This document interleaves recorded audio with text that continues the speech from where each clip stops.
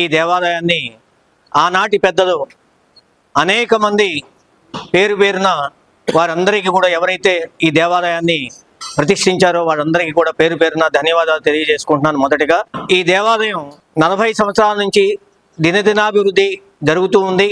అటు ప్రభుత్వ సహకారంతో, దాతలు, భక్తులు, కార్యవర్గ కమిటీ సహకారంతో కూడా దేవాలయం అభివృద్ధి చెందుతుంది.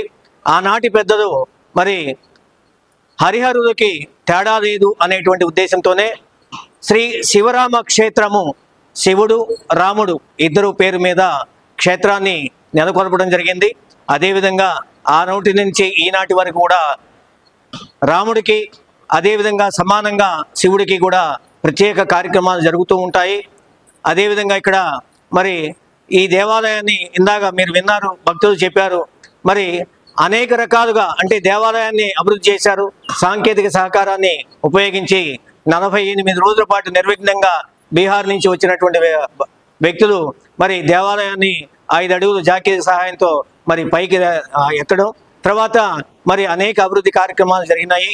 అలాగే మరి ఈ దేవాలయంలో మరి శివ పంచాయతనం నుంచి వాసవి అమ్మవారి దేవాలయం, అదేవిధంగా నవగ్రహ మండపం, శ్రీ ప్రసన్నాంజనేయ స్వామి వారు, లక్ష్మీ గణపతి, అలాగే కాశీ అన్నపూర్ణ సమేత మరకత విశ్వేశ్వర స్వామి, మరి వీటితో పాటుగా ప్రధాన దేవాలయ స్వామి ప్రధాన మూర్తులు శ్రీ కోదండ రామస్వామి గారు వేంచేసి ఉన్నారు ఇక్కడ.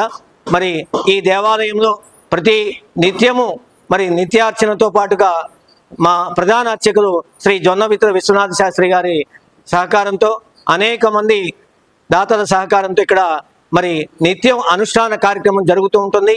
ఆ నిత్య అనుష్ఠాన ఫలితమే ఈ రోజున దేవాలయం ఇంత అభివృద్ధి చెందడానికి కారణం. ఇక్కడ మరీ ముఖ్యంగా చెప్పాలంటే గోశాల. ఇక్కడ ఈ భవానీపురం ప్రాంతంలో ఇంత విస్తీర్ణంలో ఉన్నటువంటి మరి ఏ క్షేత్రము లేదు. ఈ భవానీపురం హౌసింగ్ బోర్డు కాలనీ 110 ఎకరాలండి. 110 ఎకరాలకి ఏకైక హిందూ